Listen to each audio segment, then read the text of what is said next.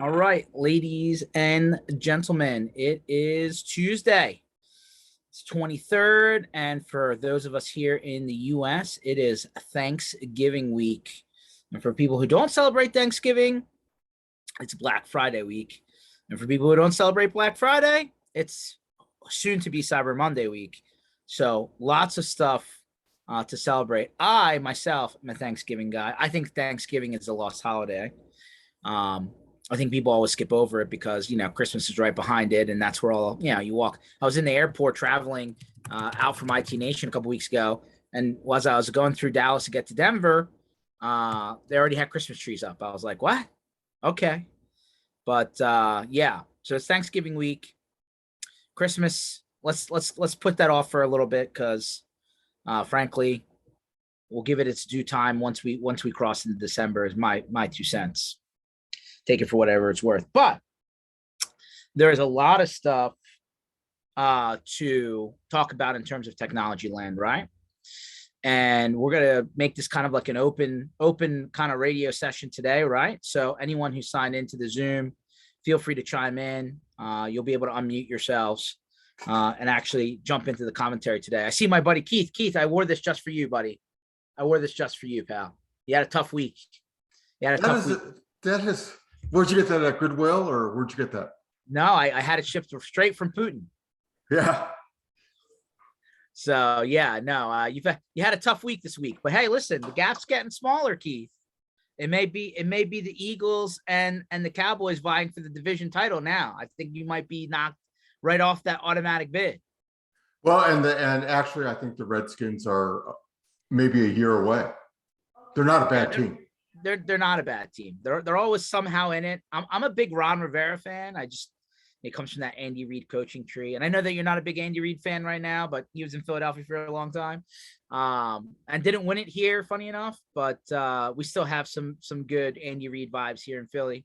But yeah, the Redskins are when you keep on drafting, right? In like the first top end of the first round over and over again.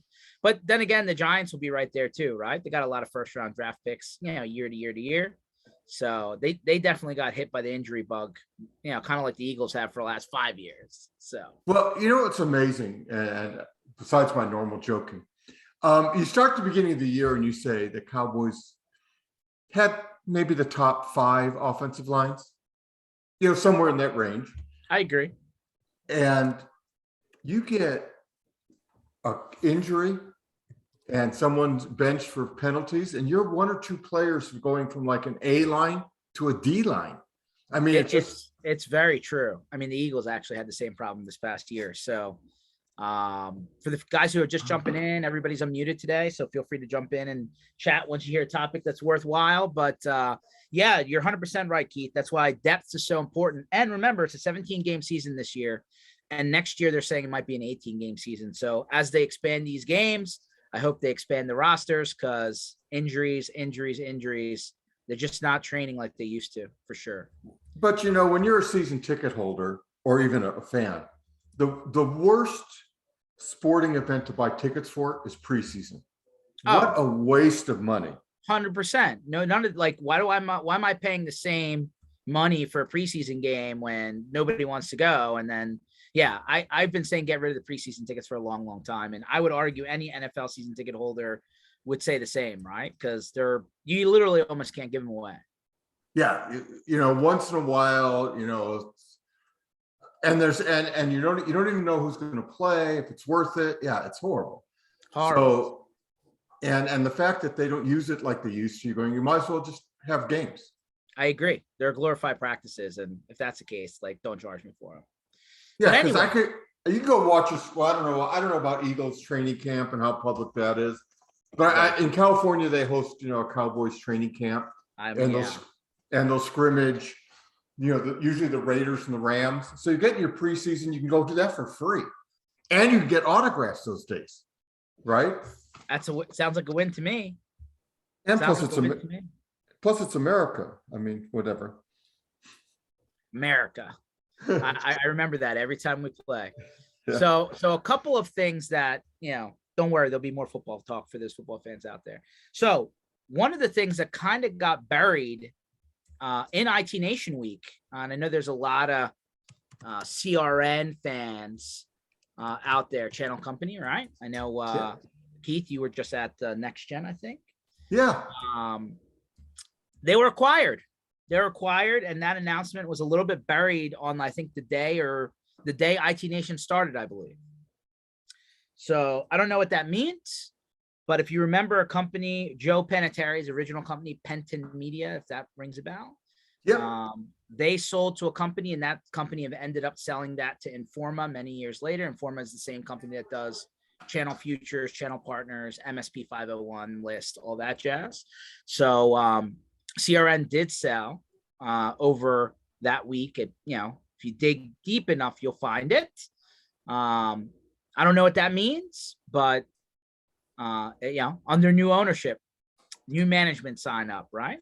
So we'll see how that affects or doesn't affect what they do, because I know they're very popular for at least the exchange events for sure.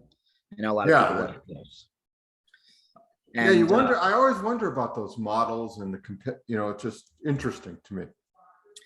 I mean, media is a business. Let's be fair. And although we have a handful of people that concentrate on our little sandbox sub industry, they're definitely one of the big ones. And curious to see if that makes things better, makes things worse. Do they add people? Do they subtract people? Who knows? But since I'm on their page, I couldn't help but mention it. Here's my first story of the day. I don't know who uses them.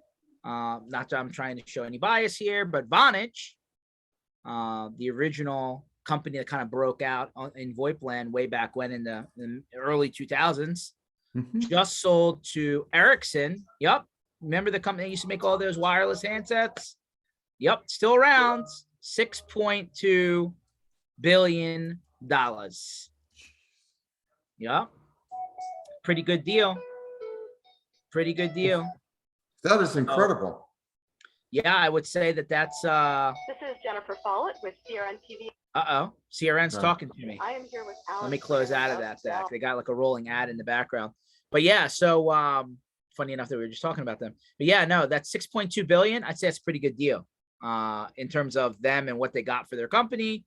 Ericsson, I just hadn't heard their name in so long. I remember there used to be a Sony Ericsson mobile phone line. I don't know if anybody remembers those.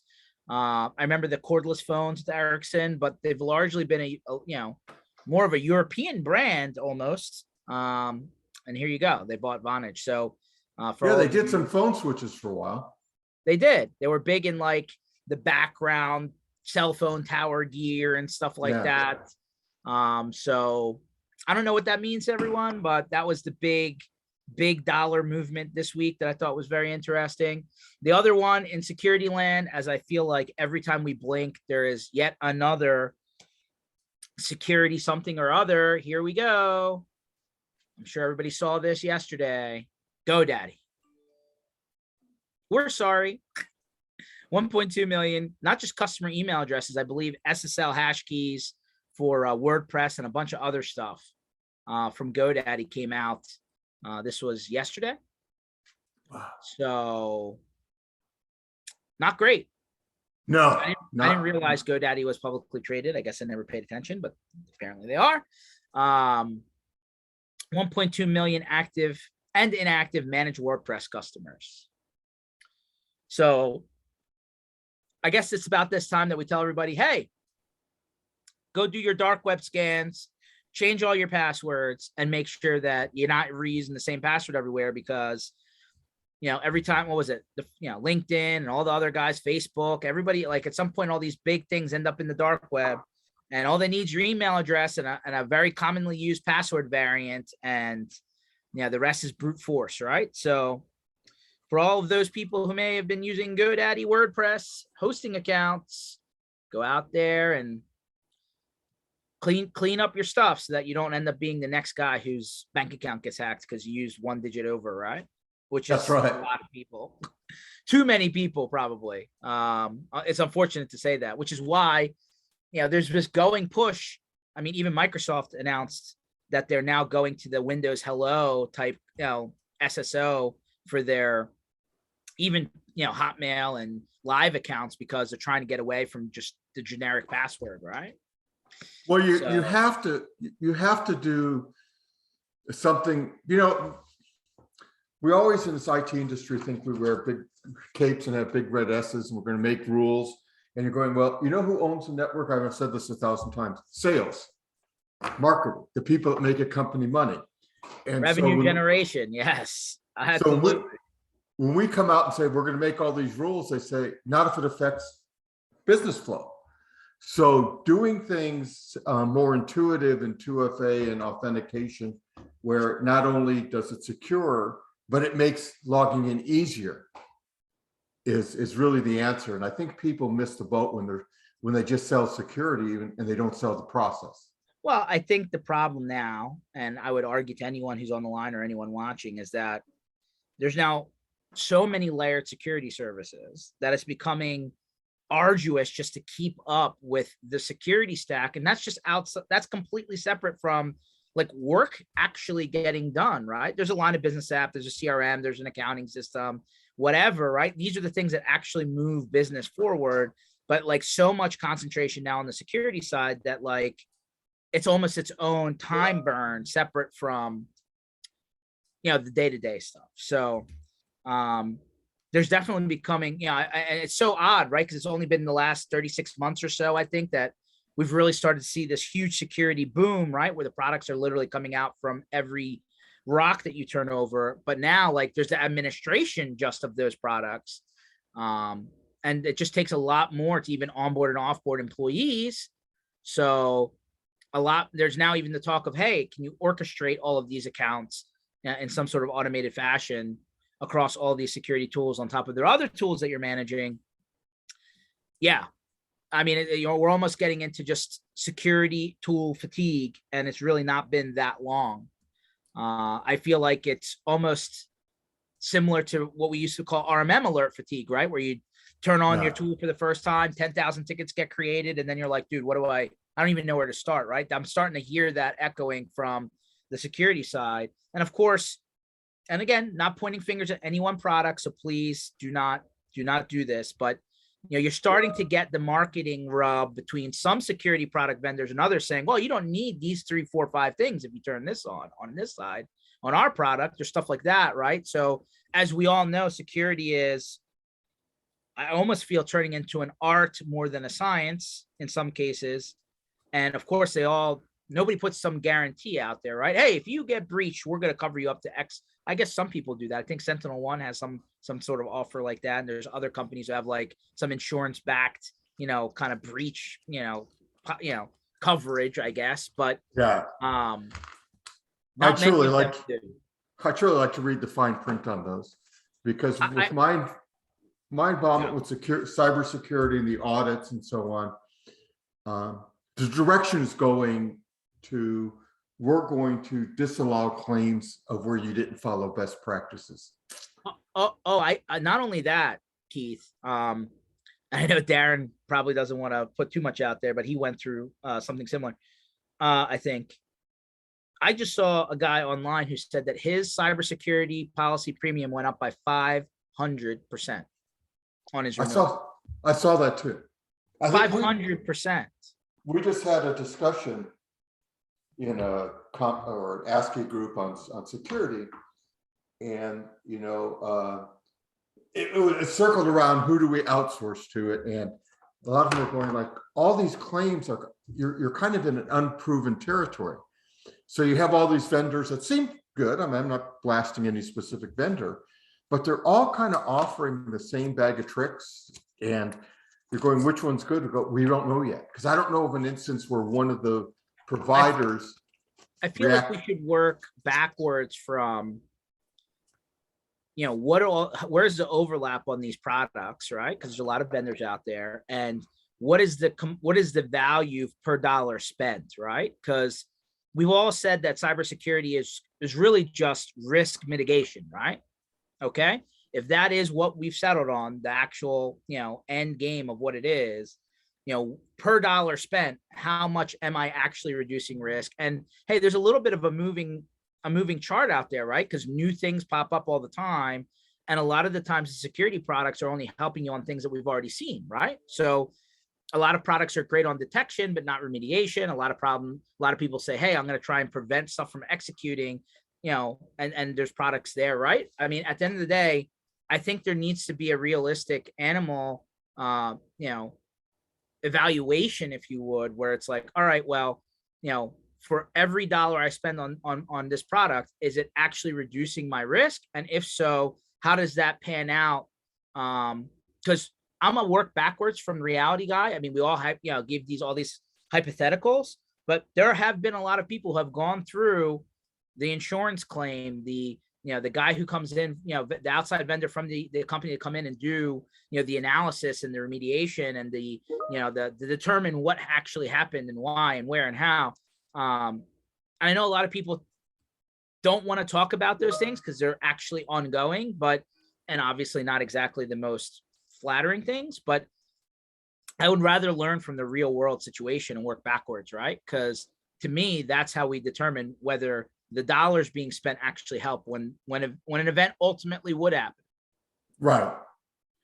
Yeah, and I think we're running into uncharted waters, especially with legislation getting involved. Is a smaller MSP, 1-2-man shop, without a lot of expertise in this area, brokers out a service. The service does not perform to the standards that he made the representation. When do the laws of unscrupulous advantage, where they come in and say, you should have known better. You should have known this was not a good service. Like that one sentence, Keith, and I've been saying it over and over again. Other than the MSP IT service provider industry, I think is getting a bad rap unfairly, and we'll talk about that in a second. But it makes me wonder if the business model should surely be shifting towards, hey, I'm just an advisor, right? I'm a consultant, right? I'm not SentinelOne. I'm not ThreatLocker. I'm not Microsoft. I'm not whatever. Pick your vendor who's doing a good job name. Like, here are their terms of service. Here's their end user, licensing agreement. Here's this, here's that. And, like, I shouldn't necessarily be in the middle of the person providing the service, the vendor providing the service, company providing the service, and my end customer, because I feel like I'm putting myself in an uncomfortable position when I shouldn't have to. But then you have to, you're bringing up an excellent point. So then the question is, do you allow the customer in on vetting the choices you're making for them? So you'd say, pick 5 companies. Here's Rocket Cyber, here's Blackpoint, here's so-and-so. Lay it all out to him, which may be an answer. I'm not saying no, I'm just thinking out loud. You're going, and then you're not really white labeling it. You're basically saying, I'm just managing a contract between you and the vendor you chose. I believe there should be no white labeling at this point, because why take on the added risk of that product or the expectation of that product and then customer when it's not my product? I mean, in all fairness, like, Microsoft should be doing what Microsoft does. Why am I trying to white label Microsoft 365? I mean, I don't want to. So, by the way, that was my answer whenever I don't think you heard that when everyone was talking about Microsoft's raising their prices. I go, let them be the bad guy. Just say, here's your Microsoft bill, pay it direct. And if you think they're charging you unfairly, write Bill Gates a letter. Yeah, Bill's way out of it, right? It'd be Satya, I guess. But I think Bill's pretty much out. He's not even on the board anymore, I hear. I'm sure he has plenty of shares out there still. But yeah, I mean, good. Yeah, to your point. Yeah, I mean, big bad Microsoft, right? Who you gonna call? It's like calling the cable company, right? You just hang up. But yeah, something to consider. Another one that came out there, not just trying to keep up with current events, right? Since we were just back from IT Nation not a few weeks ago, guess our friend Jason McGee put out there and said, the rumors aren't true. What are those rumors? Lots of interesting topics going around on things that could be coming down the pipe, but he really didn't say what they were. He kind of just left it out there and said, the rumors aren't true. What rumors? Whatever rumors you're hearing. So, obviously ConnectWise, Kaseya, right? SolarWinds, now called Enable, and then Datto, the big 4. Darren says Bill likely has AI humanoids under his control over the company. You might not be wrong. You ever watch that movie I, Robot there, Darren? Pretty sure that's pretty close. I think Tesla said he was making something. Elon. So there's a lot of, obviously there's a lot of speculation on where all the big guys are going coming into 2022. And right behind that article, by the way, I think is worth mentioning. And this is a little bit old, out there now for a few weeks, but I'm curious to get the opinion since we're talking about the big four. You finally have the FBI coming out saying, hey, Kasey coming to us right away and telling us that, there was an issue, and us getting involved, from the get-go yielded in arrests. Does that make the people who got hit feel better? Probably not. And you're probably never going to see anything from these arrests, I would guess. But what do you think? Does this make, if your customer got hit by this situation and you went back and said, hey, listen, the bad guys were ultimately caught, but does that make you feel any better? I'm not sure the customer cares. What, any opinion on that? I'm not even sure by the time it all pans out that you're still in business to make that. I mean, that's the scary part is, as you said, MSPs are getting a bad rap, some justified, some unjustified. 100%. But I think, and remember, this is my opinion on what is occurring, not my opinion on what should occur. I think the courts and the legislatures are going to be against us before they're for us because we haven't made a presentation of what we do. Oh, so yeah.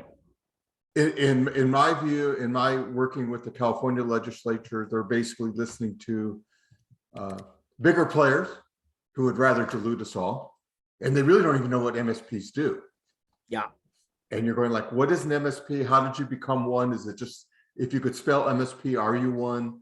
And so there's a lot of unanswered variables. And like I tell people, don't shoot the messenger, but you're dealing with legislators who are mostly attorneys and they understand education flow, a license flow, a regulation flow. That's what they understand. Yeah. And so you don't just sit there and say, well, I'm no longer an MSP, I'll add an S, now I'm an MSSP. And you're going like, I think the labeling has to stop. I think that whole Louisiana thing, I mean, all right, go back to my comment from earlier, right? I'm an IT consultant. I'm not an MSP or an MSSP. How about we take the terms out of it? Now I don't fit the statute, right? Now I don't fit now I don't even fit the definition. Well, I was in a group where someone sent a thing. I said, there's no such thing as an MSP. I mean, I couldn't find a real definition. I looked it up in California, and like I've said 100 times, the first MSP, managed service providers, was a HVAC company that was selling a product that they maintain your air conditioner, replace your filters. So go from there. So anyway, someone forwarded a thing, says, look, the DOJ put in an explanation. And they said, this is a good thing. I said, no, read the purpose of the explanation. It was making a broad stroke of who could get sued under this legislation. It's not where we wanted to be described. They were saying, if you provide services on a contractual basis, you're now an MSP, so now you can be sued. So it wasn't like qualifications, it was saying how to become a plaintiff. So it's like, that's not the direction I want to go. But it sounds to me like the people who have the lobbying dollars are the guys in the ears of the people who are you're talking to. And to your point, those are the guys that are pretty high up enough that they have a lobbying budget, which I would argue most people that we deal with on a regular basis wouldn't even think about that or even know where to start. But those are the guys that really don't like our subvertical, right? They think, they're big enough that they can, tilt the scale in their favor, right? And then all of a sudden, that's how the rules get written. Because, like, to your point, these people don't understand technology. Yeah, you're exactly. And they understand that they work at the state capitol or the federal capitol, and they call some guy who works for the same government, and he does stuff. And and basically because, again, I'm not overstating the value of degrees, don't anyone misunderstand me, but when you work for the government, they make specific criteria. to be an IT guy, you have to have a bachelor's. So that's what that's what they're exposed to. And we don't have, and I'm not a big player in the MSP business. I don't belong to many organizations, so I could be wrong.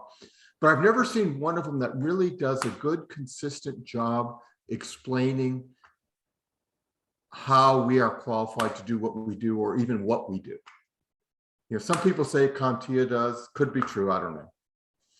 I mean, I could be wrong on that. I've just never seen it. I agree. I think we could be presented better as a sub industry for sure. Flipping as I continue to like to move the needle here, but so our good friends, former Passportal founder owner Colin Knox goes out there, raises 10+ million. He starts a company called Gradient, if you haven't heard of it, and they launched 2 products. One which is free, connect in your PSA, clean up all the duplicates, get all the bad data out of there, because bad data in, bad data out. And then a second product here called Billable, which, distributors like Pax8 kind of have already baked into their platform, but not everybody's using tools like that, where you can do billing reconciliation, right, by pulling in a vendor's CSV and trying to, ultimately get down to, hey, are you overpaying, underpaying? Is everything where it's supposed to be? The basic edition, again, no charge. And then if you want to go more for unlimited users, $49 a month fee. Thoughts on this? I mean, I appreciate that they're tackling things that naturally are problems with all the tools that people are using. And it could be, it doesn't necessarily even have to be the MSP centric tools, although they've started there, right? ConnectWise, Datto, Kaseya, Synchro, Pulseway, TigerPaw, etc. I'm sure they'll go into the Salesforces and the HubSpots and NetSuites and other kind of maybe upstream tools potentially. But there is some concern about who's retaining the data or not. Yeah, it's funny, bro. I just saw that yesterday, the day before. It's the first time I saw that product. And on the surface, it looked interesting. I mean, so, our billing department, but then you start bringing up the questions underneath the covers. You're going like, I think I saw it on Facebook this first time. I don't know. Where everything's factual. And so it looked pretty slick in the little video it did, but then you have data questions, you have customer integrity. You're going, is my releasing publicly the stack I've sold to a specific customer compromising his security? So if at a site that maybe has protected data, that I have sold a certain stack and it's implemented and how it's managed, and is that a step in for you if you're a bad player as to knowing how to breach that site? So you bring up a lot of questions that we don't think of on the surface, but they're underneath. I think the reason all this becomes marketable to our industry is we're not, as a whole, and I'm not saying everyone, but mostly we're technologists and not business people. So anything to make the business part easier, marketing services, billing platforms, they all have a lot of appeal, because it's not what, at least I'm speaking for myself. I have a partner that's a business major. That's not my forte, nor my interest. If you call me up and say, will you waive this? I go, yeah, let me just play with the toys on your network. That's my interest. So, and that's why I think those things become appealing at first. You're going like, I just want to go do technology. But yeah, it's interesting. It's always this freedom. Oh, it's free. Going, no. Now, once you put it out as free, then I start going, there's a catch there. There's something missing. I think that's the catch, right? I think we need to understand what they're actually putting out there. I'll put that question out there myself, right? And see what they come back with, but definitely want to understand where the data is going. And I think that's a question that needs to almost be an automatic question now as we can move forward, right? Making sure you understand what you're getting yourself into. Flipping over to our our good friend Dave Sobel, if anybody follows the Business of Tech podcast. But how about Americans are less focused on work overall? I mean, okay, they got to pay. Everybody's got to pay their bills, right? I mean, you got. Yeah, I keep hearing this, the Great Resignation. You're going like, do people think we're close to guaranteed income levels or something? I'm going like, where's it going? And I don't know. And you know, the decision. One of my clients, which hires in the lower end in hospitality, you know, sits there and says it's hard to. People aren't returning to work. I go, do they all find jobs? He goes, no, some of them just say they're just not returning to work. I'm going like, boy, must be a lot of lottery winners or something. I don't get it. I don't know if it's going to take the end of all stimulus and then reductions in unemployment eligibility, which I hate doing policies that may be regressive, but there's something. I mean, got to work unless you get money from somewhere. I don't know. Yeah.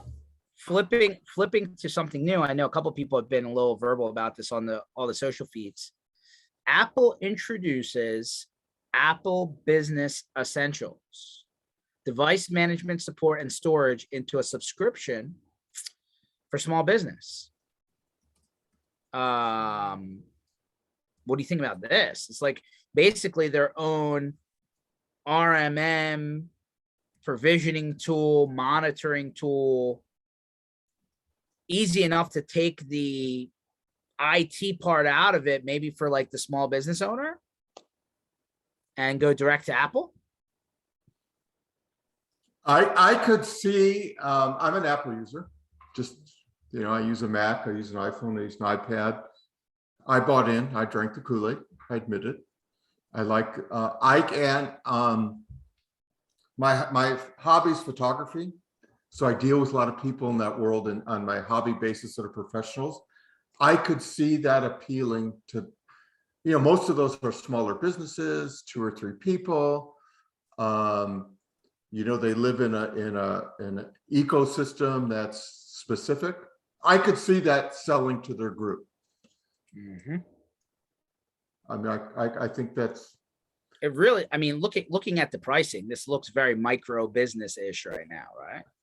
Yeah, and that's where I think they're, you know, the places you walk. I don't think I've never walked into an enterprise of Mac computers in my life, you know, except for schools, you know, which is a different story. And they're even going away to Chromebooks. But I walk into a small advertising agency that they're all kind of cool. They're kind of cliquish. They sit on sofas. There's 5 employees. Yeah, I think there's a market there, a niche there. And by the way, personally, I don't think that's a niche we play in anyway, because those are normally. It's funny. The website says up to 3 devices, but the announcement says up to 500 employees. Well, they share computers. It's a commune. You share everything. It's the Apple culture, George. You don't get it. Does say when employees sign in to a corporate or personally owned device with their work credentials, automatic push settings such as VPN, Wi-Fi passwords will install Apple Business Essentials app on each employee's phone, download corporate apps such as Cisco WebEx, Word, etc. And then they push something called File Vault, which does full disk encryption at the device level, obviously for regulated industries, I assume, does the iCloud backup of the device, and then actually includes Apple Care for the damaged device. I don't know if you remember, now I'm aging myself, maybe 10 years ago, Apple came out with a SAN. I mean, before even EMC and wow. NetApp and all that. I don't remember that. It never went anywhere. I mean, you saw, but it was like really lightning fast and well done and easy to manage and all that. So they had that file encryption years and years ago, and it just was like ahead of its time and no one cared. Yeah. And then it, you know, they're but I could see it working first for, you know, the small 4 or 5 photography, marketing, you know, that type of group. And I mean, I just don't see, I mean, maybe it's different, right? Because like we think about mobile devices differently, but I still see the work environment mostly dominated still by Windows machines, right? Tablets, laptops, desktops, and yeah, the iPads and the phones and I guess the MacBooks are out there, but I still feel like it's like this, this little sliver, right, of Mac out there in a true production environment. I mean, obviously, like I use an iPhone just like you, but the rest of my stuff's Windows based. I don't know. I feel like the Apple devices, especially the mobile devices, are more for consumption than they are for work product. Do you still feel that that's the case, or am I way off? Oh, it's like I said, except for some specialized things that you're living in a Windows world. Yeah. I mean, I don't think you can beat a Mac for video production, some design things. There's some things it's really good with, and thank God for parallels, because that's how I live. I have my Unix partition, my Windows partition, my Mac partition, and that's life. But yeah, I think and it's a pricing model, right? You can't afford to buy. You start buying 200, user workstations. The difference between a Mac and a PC and or an iPad and a Surface is substantial. Yeah, 100%. I'm a big Surface guy. We give all our people Surfaces. Just really like that product line. I'm on a Surface Book myself, but I actually just got 2 Surface Studio laptops for a couple of new people here. I thought that was kind of slick designs, kind of like the next version of what Surface Book is. But again, I know a lot of people are on that Mac trip too. But man, Apple really nailed the phone. Yeah. I don't know too many people on that Surface Duo 2-screen guy. I've only seen 1 or 2 out in the wild. We'll see, but I'm definitely an iPhone mobile device guy versus Android, but that's just me. How about, I mean, I don't know how many people still stand in line at Black Friday for like Best Buy, but I was, because you always see the stampede at Walmart for the $100 TV, which I'm not interested in. But I was looking through some of the Best Buy stuff, right? Galaxy Pro book as your Chromebooks. Yeah, I don't know. Surface Go. Haven't played with that kind of lower end model. TVs. I mean, at this point, do you not have a TV in every room in your house, including your bathroom? I don't know. If you still need TVs. Phones, right? Obviously, the new iPhone 13, Galaxy Z, Pixel 6, all the home automation stuff. I mean, nothing's really jumping off the page here where I'm like, I'm going to go stand in line for the doorbuster. Magic bullet blender, you know what I mean? Those are pretty cool. He's like, I got one of those. Yeah, those are cool. Okay. Anyway, right. I'm getting I'm getting paged by the docs. I think they're wanting to have another emergency meeting before the holidays. Go get those containers in, man. I'm gonna get your deliveries. All right, good talking to you. Man. You got it, Keith. So moving right along, because Keith's always a good fun part of the show. I'm curious where people are still thinking, right? Because obviously we know that there's a device shortage, right? I mean, and obviously all these people are talking cloud, Azure, Google, AWS. Actually, Google, I don't know if you guys knew this, Google had a major cloud outage not long ago, right? We're talking, I think it was last week. Double check to make sure. Here we go. Yep, a week ago. So they're usually the most aggressive on pricing. And they had, let me share this real quick. Spotify, Discord, Snapchat, Etsy were the big names. But I mean, basically the entire Google Cloud, or a good chunk of it, literally went down a week ago for a good part of a day. I don't know what the postmortem was on it. I never went back and looked at it, but that's a lot of big names using Google. And I'm not trying to pick on Azure or Amazon or Alibaba for that matter, right? But how many people are still dealing with on-prem servers? I think a lot more than we know. I think a lot of people still have on-prem either NAS or servers or some sort of brain that may partially be backed up in the cloud, but may not be totally cloud, unless they've moved over into an entire SaaS platform, right? Am I wrong, guys? I mean, I just feel like there's such a huge percentage of people that I still talk to, even at IT Nation, where they're still putting prem-based boxes in. I'm not even saying that's wrong. I'm just saying I'm not sure the cloud adoption is where they all say it is at right now. As they always say, the cloud is somebody else's server.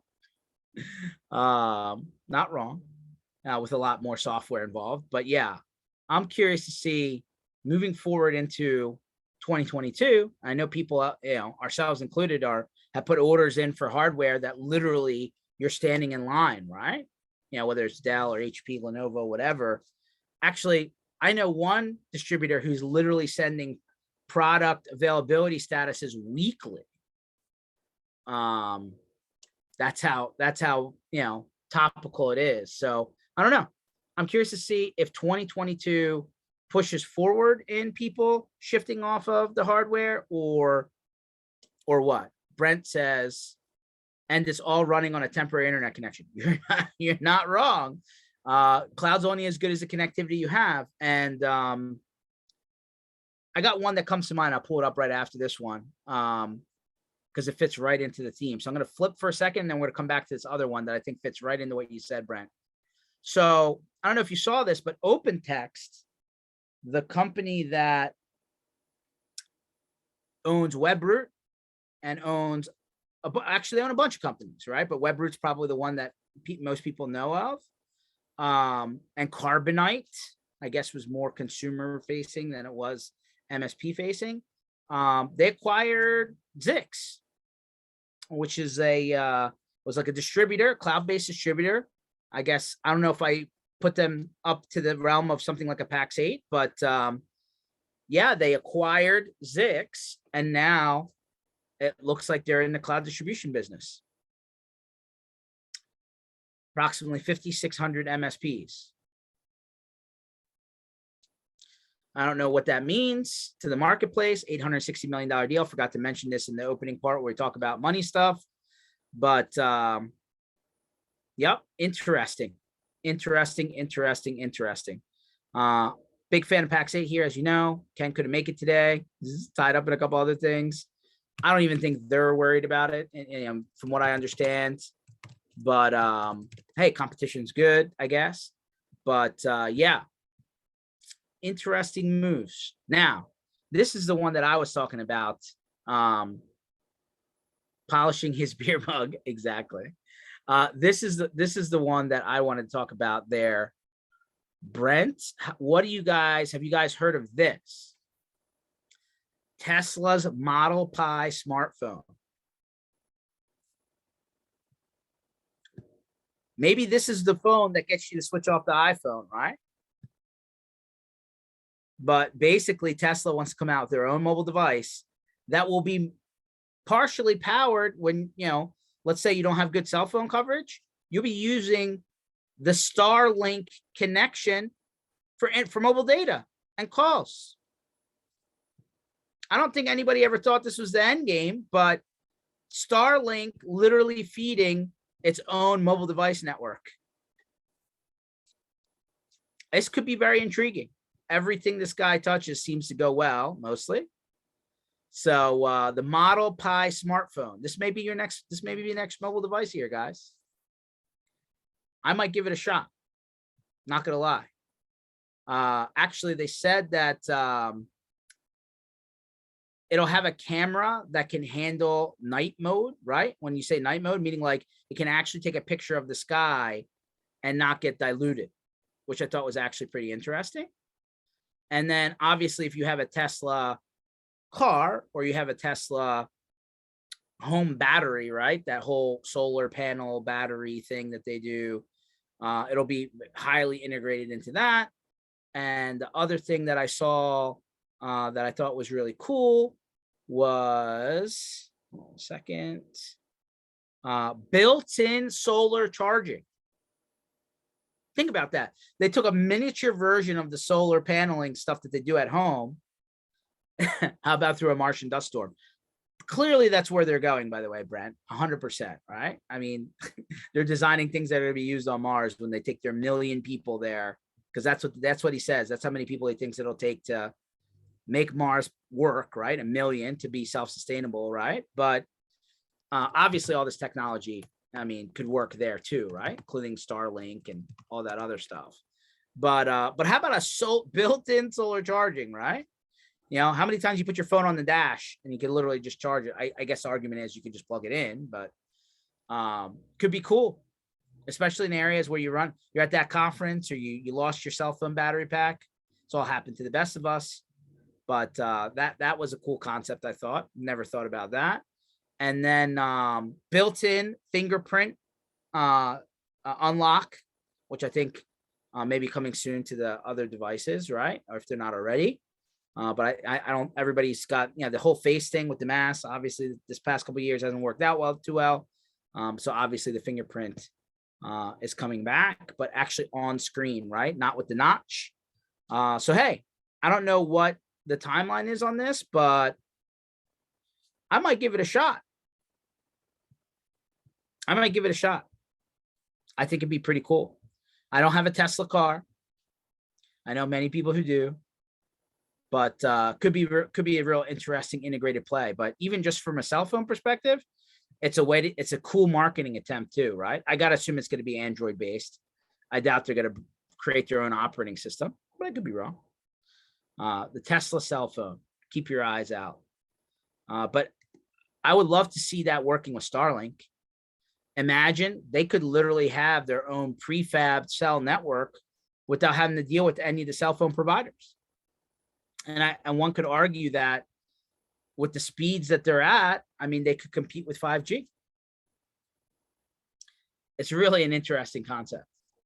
It really, really, really is. So I'm curious, right? Every time this guy does something, everybody flocks to it. So, and I believe, if I'm not mistaken, he is now valued as the most wealthiest individual in the world. Let me double check that. Pretty sure he has jumped everyone else this year. And a lot of that has to do with the Tesla stock, right? But I believe, I'm double checking, according to Forbes, top spot, yep, $254.1 billion after Tesla reached the $1 trillion valuation.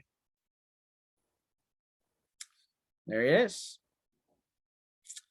Lots of money. And that was the other thing that they said, that they were going to come out with their own blockchain based payment system, kind of like Apple Pay. And obviously Elon, should have a lot of background in PayPal, right? They know how to run that type of, technology platform, throw blockchain in there. And I believe you also will be able to use it as your crypto wallet, they said too. So that's very interesting. Is he upsetting the Apple cart? I love that, Brent. Yes, I think he is. Rivian? What's Rivian? R-I-V-I-A-N? Now you got to make me Google it, Brent. Let's see. Oh. Rivian IPO. So they're the competitor to Tesla. They're like an electric car manufacturer. Have they even manufactured one yet? Uh-oh. Ford and Rivian no longer developing electric cars together. May already be trouble in that boat. I had not even paid attention to this company, but it's like the Tesla startup competitor. It's very interesting that they would have such a high valuation for a company that hasn't actually produced anything yet. Very, it's almost monopoly money, right? Get a really high valuation, but for what? You have air. Okay. But yeah, Not doing so good, it looks like.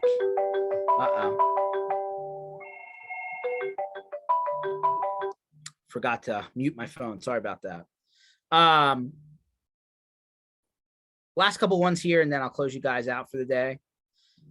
Windows 11, right? I know we're talking about a Windows 11, right? Seems like there's been some glitches, right? So no surprise there, or is in the care of lithium. Thanks, Brent. Yeah, seems like if you're using it for yourself, great. My recommendation, hold off for a while. Heard some bugs. Obviously, they keep on deploying new stuff on it, but slow your roll is my advice there. Wait until all of the software companies can catch up to make sure it all works. So there's that. I'm sure Aaron's like, I said that already 4 weeks ago. Yep, I got it. So TikTok, which we know is Chinese owned entity, is coming out with streaming services, cable news, and TikTok TV. No, don't know why anybody would do this, but I know they're all the rage. My pal Sade is a big TikTok fan who's on the other side of the camera there, but yeah, TikTok TV, not feeling that one. I think there's enough streaming services out there, so that's my 2 cents there. Don't knock it till you try it. That's what she says. All right, we're gonna have you try TikTok TV first, and then we'll have you give a review. How about that, Sade? I think we'll give you that as a homework assignment. See how it works out. Like you don't have every other streaming service, I'm sure. And then I had one more in my feed that I saw that I thought I wanted to touch base on. Just rewinding here. Nope. Can't find it. I'm not going to hold you guys up. So, kind of radio-ish type day. Lots of stuff going on here in IT land. Got a bunch of guests lined up for the rest of the year, up to and including, believe it or not, the 30th of December, which is the last Thursday. So if you think about it, guys, this is Thanksgiving week. We all know Thursday and Friday will be shot for most, although I'm sure customers will still be running and phones will still be ringing. So you have 1, 2, 3, 4, 5 weeks left in the year. So before you know it, we'll be in 2022. So let's get all those end of the year projects in. Let's get all those invoices sent out. Let's make sure you collect all your cash out on the street. And probably now is a good time, right?